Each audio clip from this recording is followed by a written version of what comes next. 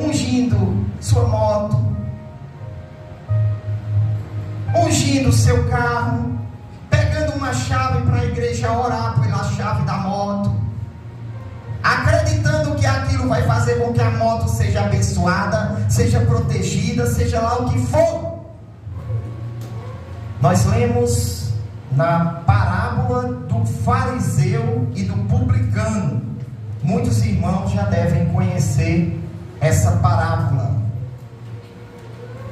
Nós estamos continuando, meus irmãos, uma série de pregações, um tema que Deus colocou no meu coração. Tanto eu, queria entender mais sobre esse tema, que é a salvação, quanto os irmãos também precisam aprender sobre esse tema. Poucas pessoas entendem o que é a salvação pela fé. Poucas pessoas entendem. A maioria dos evangélicos acreditam que a salvação é pelas obras, é pela obediência. Você pode ver, tome cuidado. Se Jesus pegar você fazendo isso e ele voltar, você fica. Isso demonstra que essa pessoa não entende o que é a salvação pela fé. A salvação é pela fé no Senhor Jesus Cristo. E uma falha da pessoa não vai fazer com que aquela pessoa perca a salvação naquele momento. Se fosse assim, a pessoa deixava de ser filho de Deus e voltava a ser, deixava de ser e voltava a ser, e ficava nessa, indo e voltando, e a salvação não ofereceria segurança para a pessoa. A partir do momento que você crê verdadeiramente no Senhor Jesus Cristo, você é regenerado, você nasce de novo, você se torna uma nova criatura, e diante de Deus você se torna justo. É isso que a Bíblia ensina, e é isso que a gente viu ao longo desses meses, desde quando a gente começou, eu comecei a falar deste tema. E já que a salvação é pela fé, nesta noite eu gostaria de falar de dois tipos de fé: a fé orgulhosa, presunçosa, arrogante, e a fé humilde.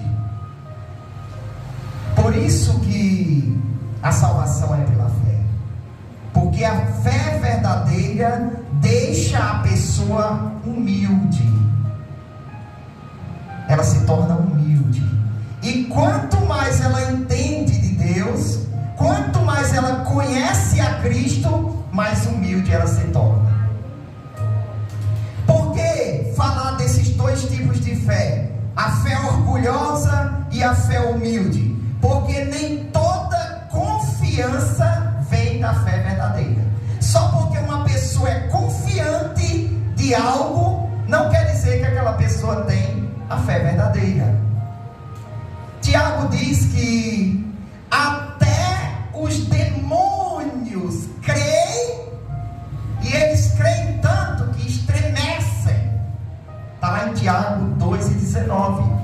Até os demônios creem em Deus. Eles creem que Deus é o único Deus. Então, essa confiança dos demônios não significa que a fé deles é verdadeira. Eles creem, mas não são salvos. Eles creem, mas não obedecem. Eles creem, mas não se submetem a Deus. Eles vivem pecando contra Deus a todo momento. Eles vivem lutando contra o povo de Deus.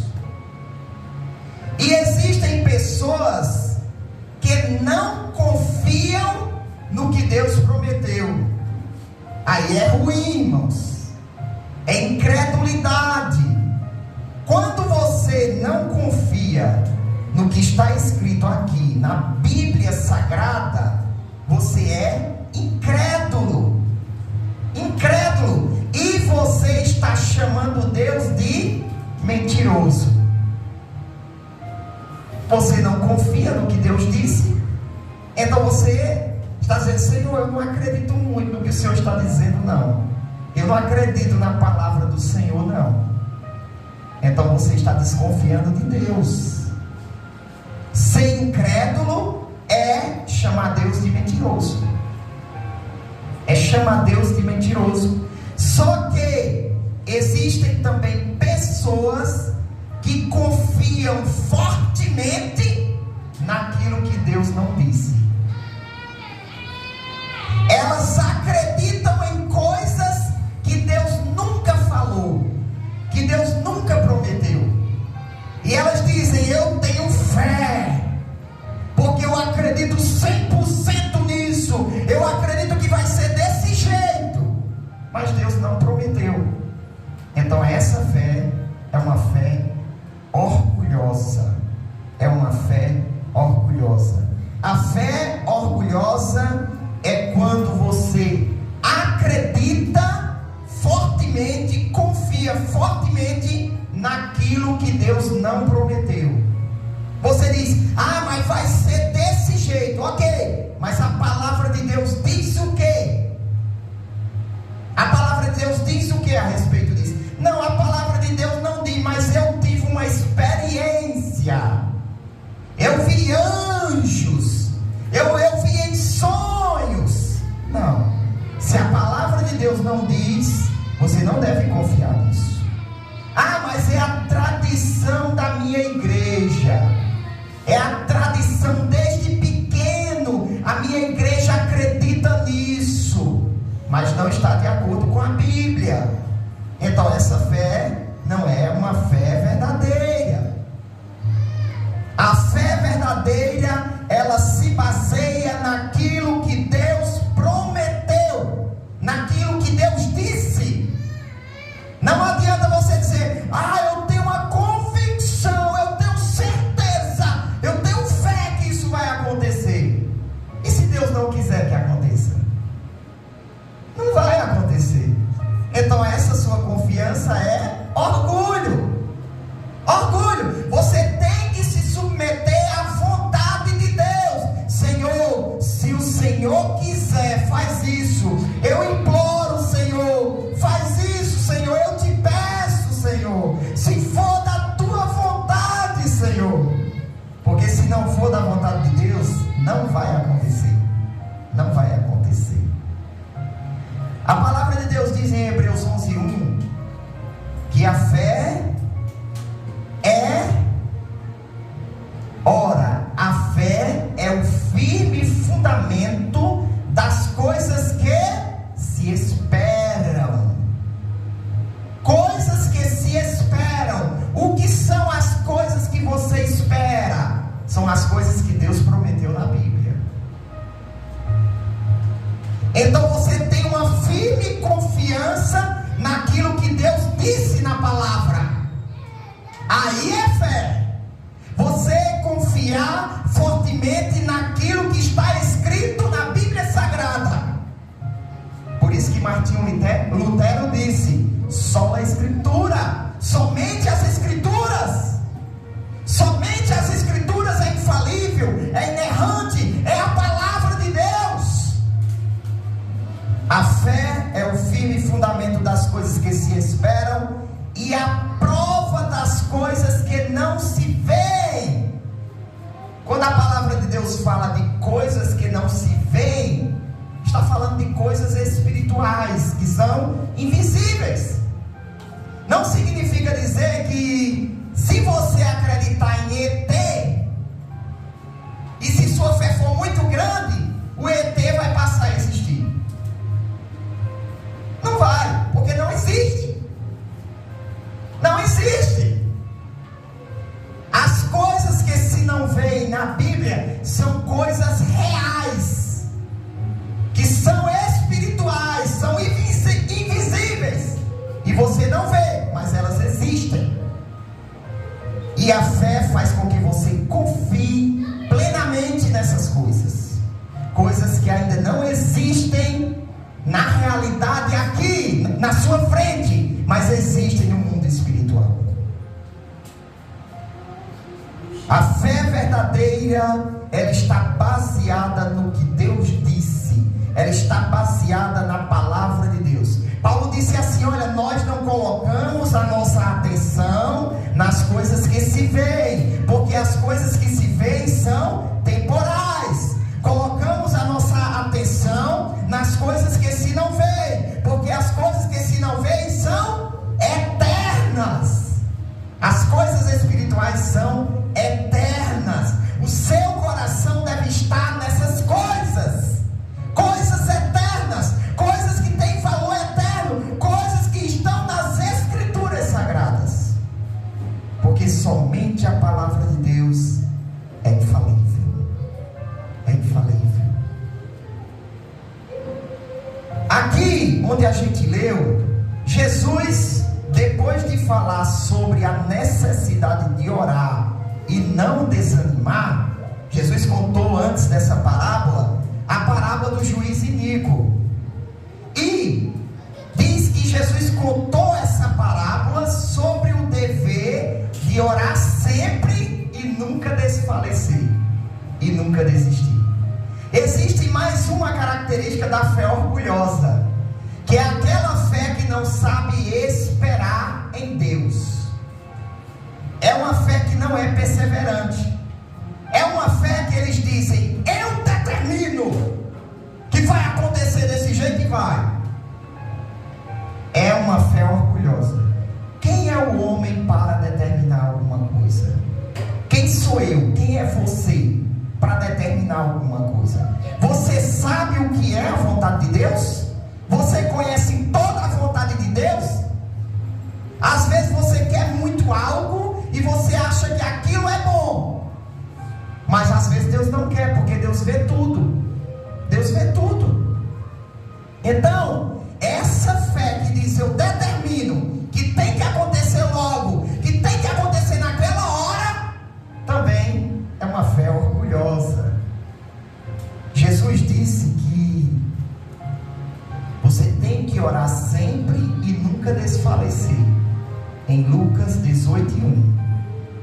E no versículo 8, já concluindo a parábola, ele diz: quando porém vier o Filho do Homem, porventura achará fé na terra? O que é que Jesus quis dizer com isso?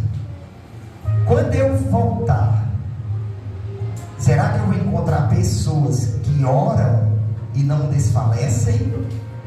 Pessoas que perseveram? Pessoas que não desistem? Pessoas que têm paciência?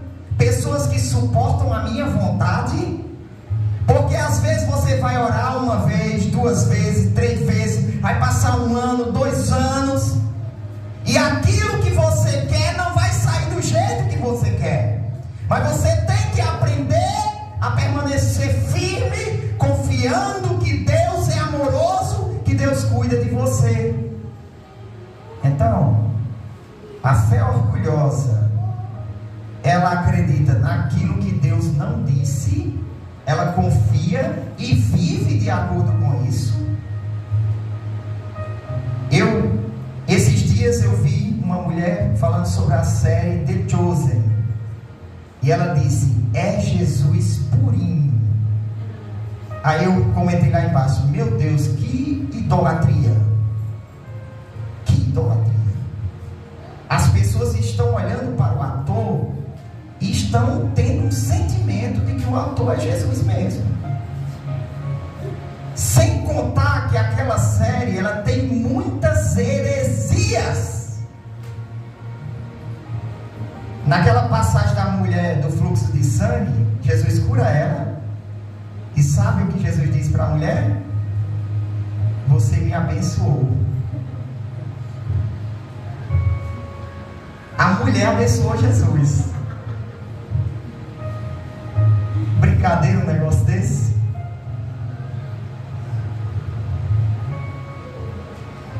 Essa daí é só uma das coisas. A série tem muitos erros, mas a mulher disse: eu sei da experiência que eu tive com Deus. Mas a Bíblia, o que é que a Bíblia diz? O que é que a Bíblia diz sobre Jesus?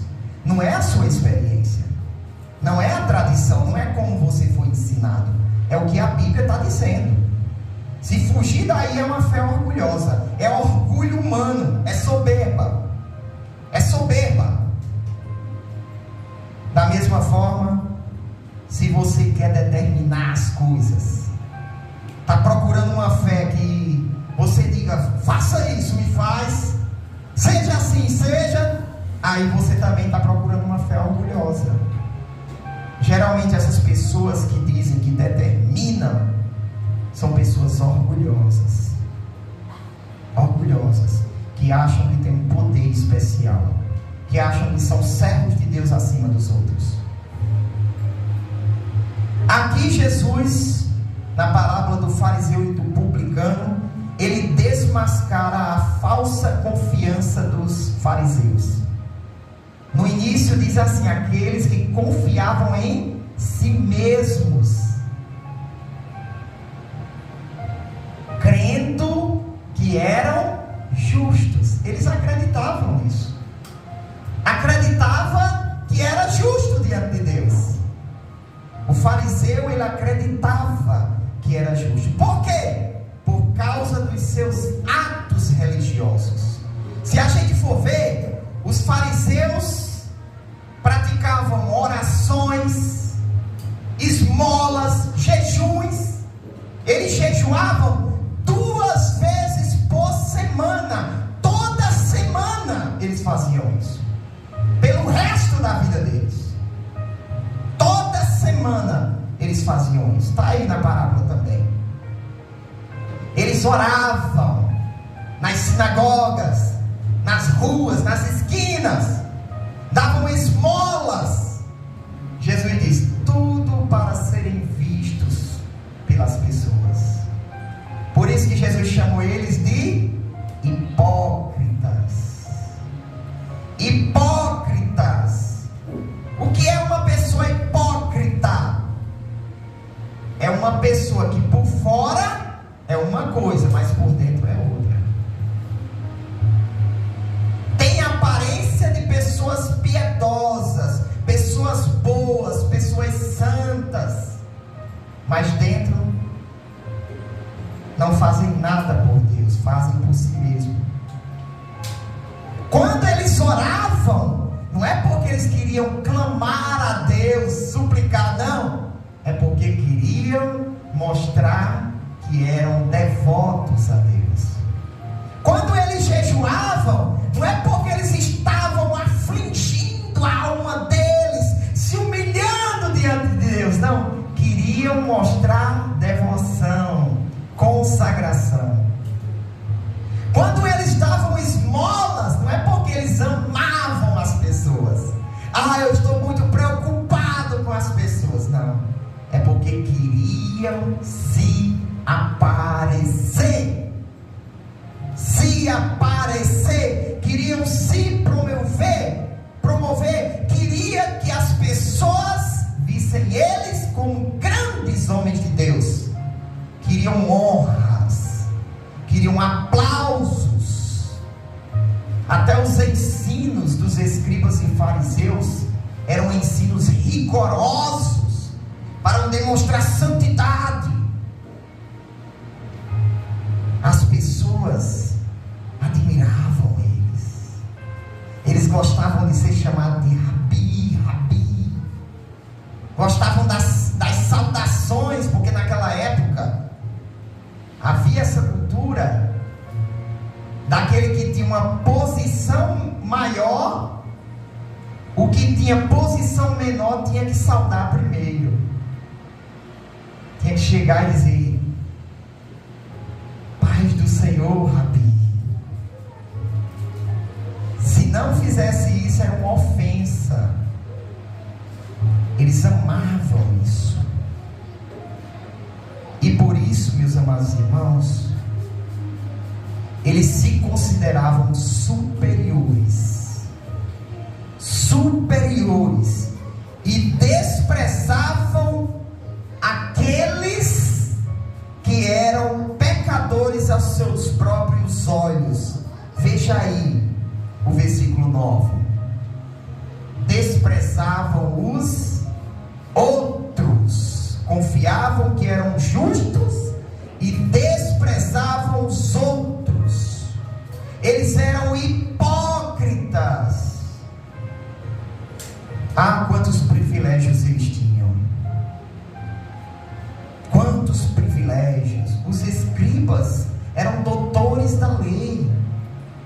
conhecimento da lei de Moisés. Mas a maioria deles rejeitaram a Jesus. Rejeitaram a Jesus por quê? Porque sua fé era uma fé arrogante, era uma fé presunçosa. Vamos fazer aqui uma aplicação para nossos dias. Nós devemos tomar muito cuidado para não sermos como os hipócritas da época de Jesus. Pois todos nós aqui, desde a criancinha até o mais velho aqui, todos nós recebemos de Deus dons. Dons naturais e dons espirituais. Os dons espirituais da Bíblia não são só aqueles 9 que estão lá em 1 Coríntios. Se eu não me engano, é 1 Coríntios 12. Primeiro. Existem outros dons espirituais. Existe o dom de servir, o dom de ensinar, o dom de repartir. Todos nós recebemos dons da parte de Deus. Um dom que você recebeu da parte de Deus é a iluminação para entender a Bíblia. É um presente de Deus para você. Você cada dia mais vai crescendo em maturidade. É um presente, é um dom. O perdão de Deus para você é um dom. O consolo de Deus para a sua vida é um dom. A santificação é um dom. Tudo que você recebe de Deus é presente, é graça, é dom. A salvação é um dom. Os dons para servir é um dom. Os servos de Deus que Deus levanta na igreja para cuidar do povo é um dom de Deus para a igreja. A Bíblia diz que Cristo deu uns para apóstolos, outros para profetas, outros para evangelistas, outros para pastores e mestres. Deus deu à igreja. São dons para a igreja. A igreja recebeu muitos presentes da parte de Deus. Você recebeu de Deus muitas capacidades para servir na obra dele de várias formas. E cada vez mais que você vai se aproximando de Deus, mais você vai descobrindo isso. Mas o problema é que muitos estão negligenciando os seus dons. Não estão usando os seus dons para servir na obra de Deus, para servir ao povo de Deus. Estão achando que Deus não vai fazer nada, ou que Deus vai dar tempo para se arrepender, para mudar. Todos nós temos dons. O nosso tempo é um dom, os nossos talentos é um dom, os nossos bens é um dom de Deus, para servir na obra de Deus. Será que ser crente é o suficiente?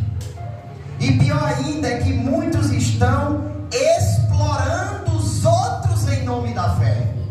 Quantos falsos profetas estão explorando os outros em nome da fé? Nas redes sociais, pedindo pix. Quantos? Usando o seu dom como um meio de se promover, como um meio de ganhar fama, como um meio de ganhar seguidores, como um meio de ganhar dinheiro, alcançar cada vez mais autoridade. Isso é perigoso. Usar o dom em benefício próprio, isso é perigoso. Quando Cristo vier, você vai ser um servo sábio e prudente e fiel, ou você vai ser o servo tolo, o servo infiel? Mateus 24 e 45. Veja o que a palavra de Deus diz. Quando Jesus voltar, que servo você é? Deus deu nas tuas mãos dons para você servir na obra. está servindo? Você está usando os seus dons para servir na obra de Deus? Para ganhar almas? Para ajudar os irmãos? Você está fazendo isso? E Jesus faz a pergunta: quem é, pois, o servo fiel, um servo confiável? Uma pessoa confiável, você pode depositar muitas coisas nas mãos dela, que ela vai cuidar muito bem. Você é uma pessoa confiável para Deus depositar muitas coisas na eternidade em suas mãos? Porque se você não é fiel aqui na terra, como é que você vai ser fiel na eternidade? Se você não é fiel com coisas materiais, como é que você vai ser fiel com coisas espirituais, com coisas muito mais valiosas, com coisas que perecem? Você não é fiel? Aí você vai ser fiel com coisas eternas? Você vai ser capaz de cuidar de coisas eternas? Fiel, confiável e prudente, sábio, que o Senhor constituiu sobre a sua casa, para dar o sustento a seu tempo. Deus te constituiu, cada um aqui, para dar alimento espiritual aos outros. Quem você está alimentando espiritualmente? Quem você está ajudando com o dom que Deus te deu? Ou você acha que só quem serve é quem prega, é quem é pastor, é quem é dirigente? Todos Deus constituiu sobre a sua casa. Você é um mordomo de Deus. Você está administrando o que Deus colocou nas suas mãos. A Bíblia diz que nós devemos administrar aos outros o dom como recebemos. Administrar a quem? Aos outros. Versículo 46. Bem-aventurado aquele servo que o Senhor, quando vier, achar servindo assim. Esse servo vai ser feliz. Se, quando Jesus voltar, você estiver usando os seus dons para ajudar aos outros, para servir a igreja, para servir na obra de Deus, aí você vai ser bem-aventurado. Por quê? O que é que você vai receber? Versículo 47. Em verdade vos digo que o porá sobre todos os seus bens. Os irmãos já devem ter ouvido e lido a parábola dos talentos. A um, o Senhor deu 5 talentos. A outro, deu 2. E a outro, deu 1 talento. Aquele que tinha 5 talentos, trabalhou e ganhou mais 5. Aquele que tinha 2, trabalhou e ganhou mais 2. E aquele que tinha 1, escondeu, porque teve medo, segundo ele. Mas ali era só hipocrisia.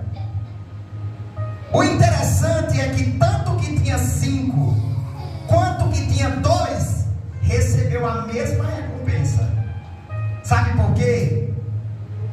Porque Deus não quer saber o tamanho do resultado que você vai produzir. Ele quer saber se você é fiel com aquilo que Ele entregou nas suas mãos. Às vezes Ele só entregou 2 para você. Ele quer que você seja fiel com os 2.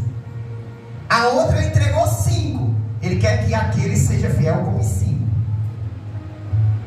Porque se você ler a parábola dos talentos, a recompensa é, primeiro, muito bem, servo bom e fiel.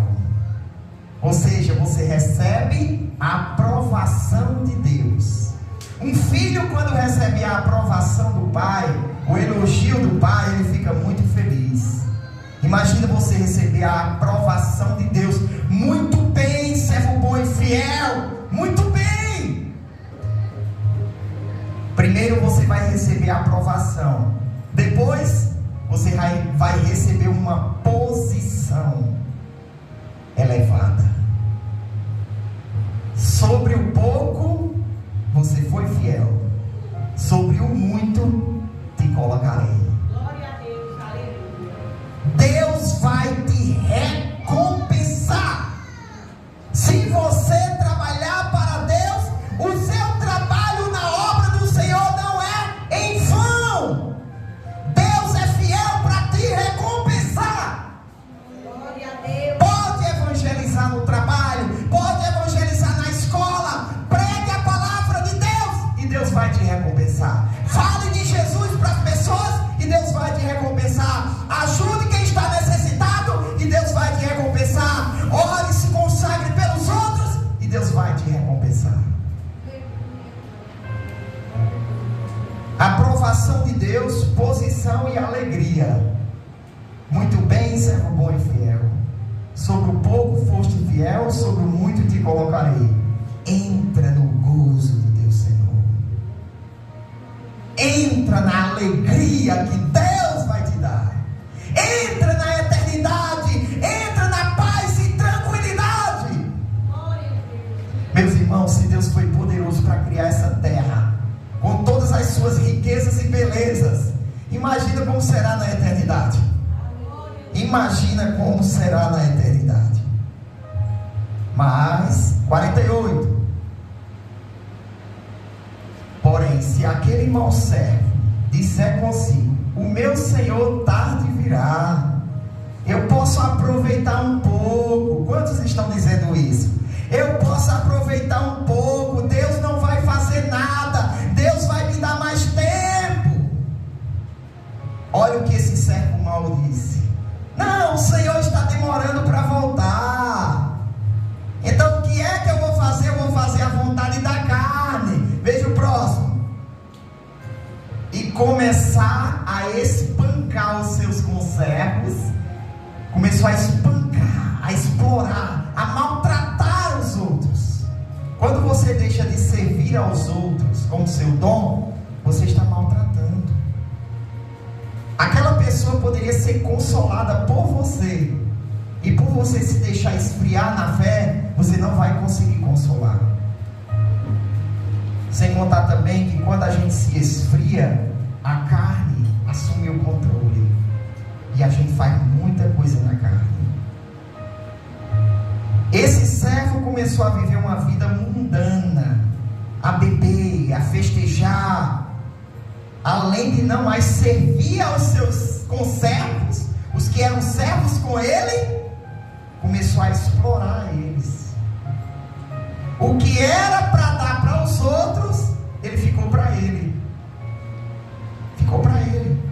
Deus disse: olha, esse mantimento aqui é para você repartir entre os outros, para eles se alimentarem todos os dias, é para você cuidar.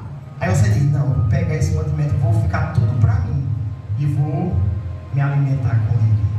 É isso que estão fazendo, irmãos. Pessoas que têm dons, capacidades, que deveriam estar servindo na obra de Deus, estão se promovendo com isso.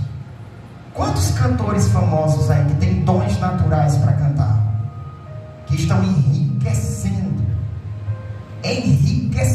ficando famosos, à custa de um dom que Deus deu? Aquele dom deveria ser usado para a edificação do povo de Deus. Aquela pessoa deveria estar na presença de Cristo, servindo a Deus, louvando a Deus e edificando a igreja com o seu dom. Não fique pensando que é só crente, não. Essa parábola aí serve para descrente, aí é um servo mau. Toda pessoa que não aceitou ao Senhor Jesus Cristo se enquadra aí como servo mau, porque Deus deu dons a elas também. Muitas pessoas lá no mundo têm conhecimento da palavra. Muitas pessoas que estão desviadas entendem alguma coisa da Bíblia. E o Senhor vai voltar. Jesus Cristo virá. Próximo versículo. Virá o Senhor daquele servo num dia E há uma hora em que ele não sabe. Vai ser inesperado. Igual o dia da morte. Igual o dia da morte. É inesperado. É inesperado. Próximo versículo. E separá-lo-á e destinará a sua parte com os hipócritas. Aquelas mesmas pessoas que criticam dos escribas e fariseus hipócritas, está agindo como hipócrita, porque não usa seu talento para servir na obra de Deus, porque está servindo a si mesmo. Esse verbo separar aí, no original é cortar ao meio. Significa punição severa. Esse servo mau vai ser punido de forma severa. A punição vai ser tão triste que essa pessoa vai prantear, vai chorar, vai lamentar, vai ranger os dentes. É uma figura para denotar uma angústia extrema, um desespero, de dor, de aflição, que esse servo mau vai sentir. Quantos servos maus já não estão sentindo essa dor e aflição e desespero, porque desprezaram o dom de Deus, desprezaram o dom da vida, desprezaram sua capacidade para servir na obra de Deus. Volta lá para Lucas 18.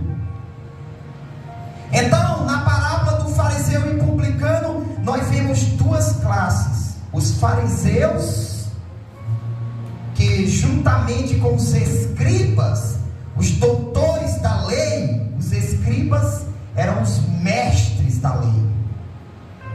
Já os fariseus eram uma religião da época, uma religião muito respeitada. Eles eram justos aos olhos das pessoas, eram honrados e respeitados, porque as pessoas pensavam, eles guardam toda a lei, e além disso eles guardam as tradições dos anciões. Já os publicanos eram cobradores de impostos, judeus que se aliaram ao Império Romano para lucrarem às custas do povo, trabalhando para o inimigo e roubando dos seus irmãos. Os publicanos eram cobradores de impostos, e eles cobravam impostos dos judeus. Judeus cobrando impostos de judeu para o inimigo, que era o Império Romano. Por isso que eles eram detestados, eles eram odiados, eles eram desprezados. Por isso que nessa parábola aí, o publicano foi muito desprezado pelo fariseu, porque eles eram considerados ladrões e traidores. Na classe dos publicanos estavam as prostitutas. Mas sabe o que Jesus disse? Olha, existia 2 filhos. O pai chegou para um deles e disse: meu filho, vai trabalhar na minha vinha? Aí o filho disse: eu vou, pai. E chegou para o outro e disse: meu filho, vai trabalhar na minha vinha? Ele disse: não vou não, pai. Aquele que disse que ia, não foi. E aquele que disse que não ia, se arrependeu e foi. Aí Jesus disse: esses que disse que não ia e foram, são os publicanos e as prostitutas, porque escutaram a mensagem do Evangelho e se arrependeram, e estão entrando no reino de Deus na frente de vocês. Na frente de vocês. Veja uma frase que o fariseu disse no versículo 11: olha fariseu diz no versículo 11: ó Deus, graças te dou. Graças te dou. Isso lembra muito bem aqueles crentes que postam nas redes sociais conquistas, carros, empregos, casas, dentre outras coisas terrenas, com a desculpa de que estão agradecendo a Deus, mas na verdade estão se gloriando de suas conquistas. Pois o ego humano é assim, faz a pessoa se sentir superior por causa de suas bênçãos materiais, acreditando que isso é uma prova de que Deus está com ele. Mas isso pode ser uma prova de avareza, ou pior ainda, de um pacto com o diabo. Por quê? Porque para você fazer um pacto com o diabo, não é preciso você ir lá no lugar apropriado para isso, não. Ele disse: tudo isso te darei, se prostrado me adorares. Tudo isso te darei, se negares os princípios de Deus, se viverem como crentes mornos, se amarem mais o mundo do que a palavra de Deus. Crentes que estão prosperando porque estão amando o mundo. Crentes que estão prosperando porque estão abandonando os princípios cristãos. Crentes que estão prosperando porque estão se dedicando a coisas terrenas. Devemos tomar muito cuidado, irmãos, porque às vezes estamos nos vendendo.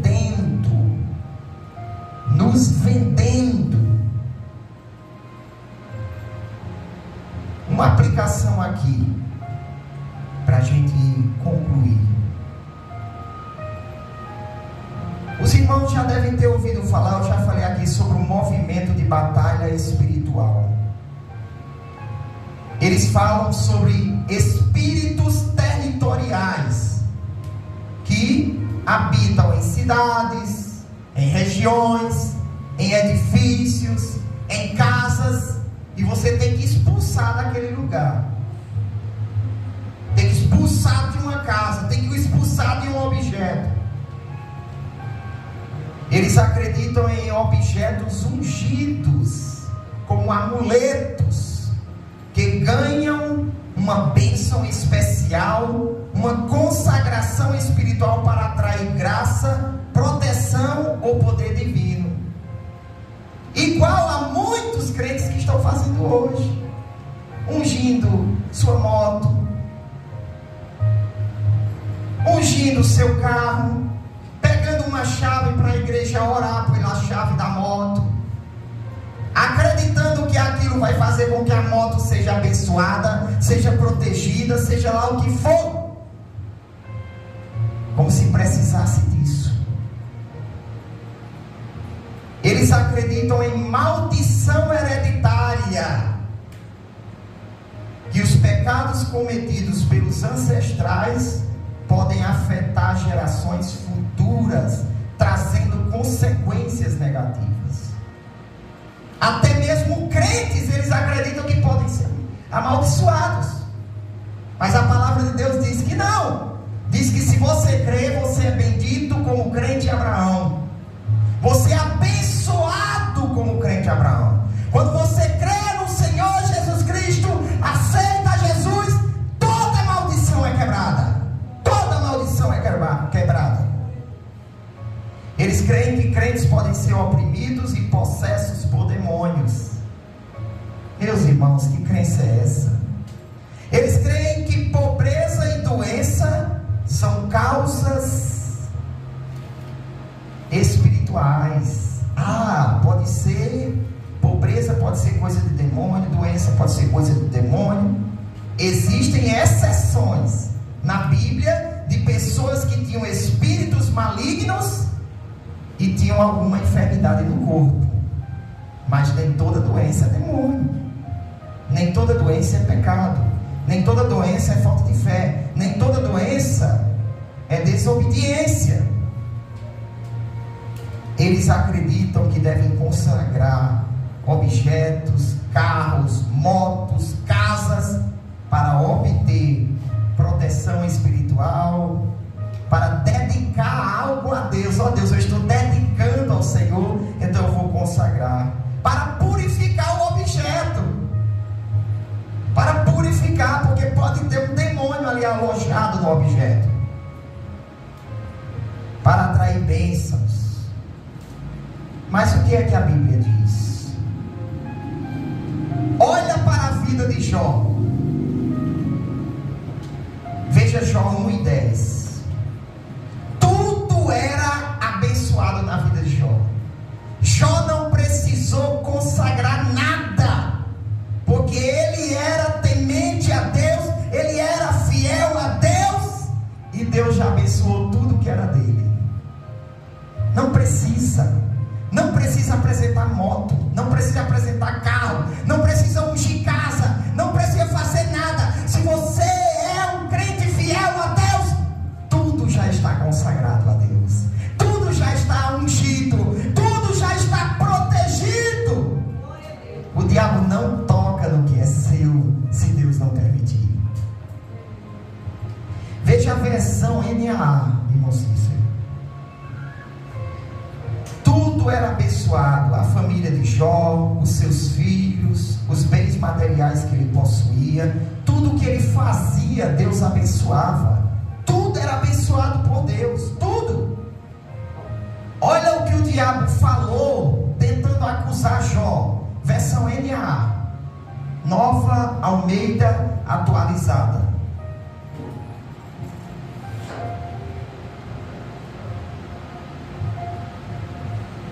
Tudo de Jó era abençoado. Vamos ver essa versão mesmo. Porventura não cercaste tu de bens a ele? Cercar aqui é colocar uma cerca em volta de Jó, em volta da família dele. Deus colocou uma cerca de proteção em volta de Jó e de tudo que ele possuía. Aí o diabo acusou Deus, dizendo: o Senhor cercou ele, protegeu ele de tudo, abençoou tudo que ele faz com as mãos. O seu gado está aumentando, ou seja, a sua riqueza está aumentando, ele está prosperando, tudo que Jó faz é abençoado. O Senhor protege os filhos dele, protege a mulher dele, protege tudo dele. Eu não consigo tocar em nada. Aí o diabo disse: é claro que ele vai te servir, é claro. Essa foi a acusação. Mas você vê aí, através desse texto, que pelo fato de Jó ser fiel e temente a Deus, Deus protegeu tudo. Tudo já era abençoado, tudo já era guardado. Veja agora 1 Coríntios 7,14. 1 Coríntios 7,14. Olha o que diz. A Bíblia diz que se a mulher é crente, o marido é santificado por causa da mulher, e os filhos também. Se o marido é crente, a mulher descrente é santificada por causa do marido, e os filhos também. Olha aí, ó. Porque o marido descrente é santificado pela mulher, e a mulher descrente é santificada pelo marido. De outra sorte, os vossos filhos seriam imundos, mas agora são santos. É claro que aí não quer dizer santo para ser salvo, quer dizer abençoado. A sua casa pode ter 1000 descrentes, mas você crente lá, toda a casa recebe a bênção de Deus por causa de você. Não existe essa: Senhor, mas eu estou em menor número. O que está em você é maior do que o que está no mundo. O que está em você é maior do que o que está no mundo. Então não precisa fazer: vamos consagrar isso, vamos ungir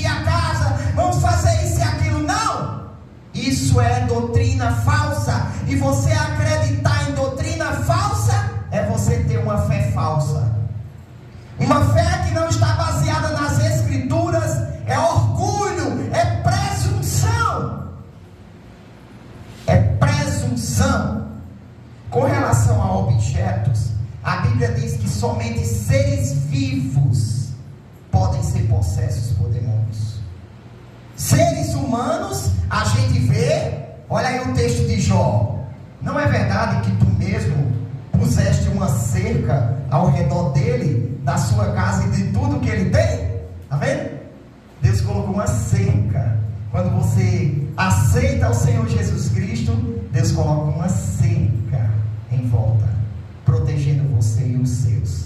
É claro que, como a gente falou terça-feira, né? Os pais têm que cuidar dos filhos e têm que ensinar segundo a palavra de Deus.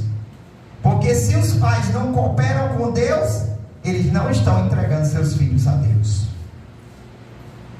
Então, voltando à questão dos objetos. Quando você vê aquela passagem do endemoniado gadareno, os demônios pedem, imploram para irem para os porcos. Eles não disseram: Jesus, deixa eu ir para aquela árvore, deixa eu ir para aquela montanha, para aquela caverna, deixa eu ir para dentro do cemitério. Não. Eles quiseram ir para dentro de um ser vivo, que foram os porcos, porque eles ficaram com medo de Jesus lançarem eles no abismo, prenderem ele, deixarem eles lá em prisão, deixar eles em prisão. Também, o crente não pode ser possesso por demônios. Crente salvo não pode ser possesso por demônios. Demônios não conseguem fazer isso. Por quê? Porque o Espírito Santo habita em nós. Nós somos templo e morada do Espírito Santo. E a palavra de Deus diz que a casa está limpa, está arrumada, está bem organizada. A casa do Espírito. Agora, se o Espírito Santo sair, aí é outra coisa. Aí é outra coisa. Então, meus amados irmãos, a fé verdadeira, ela é uma fé humilde.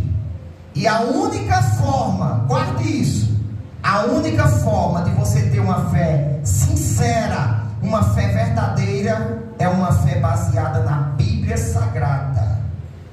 Na Bíblia Sagrada. Estude a Bíblia. Estude a palavra de Deus. Ouça pregações. Ouça ensinamentos da palavra de Deus. Aí você vai crescer na graça, no conhecimento, no amor, na fé verdadeira. Porque se você procurar outro caminho, você vai se tornar orgulhoso. Você vai se tornar hipócrita como os escribas e fariseus. Você vai ter uma fé que diz: eu determino isso. Você vai ter uma fé que acredita em coisas que a Bíblia não diz.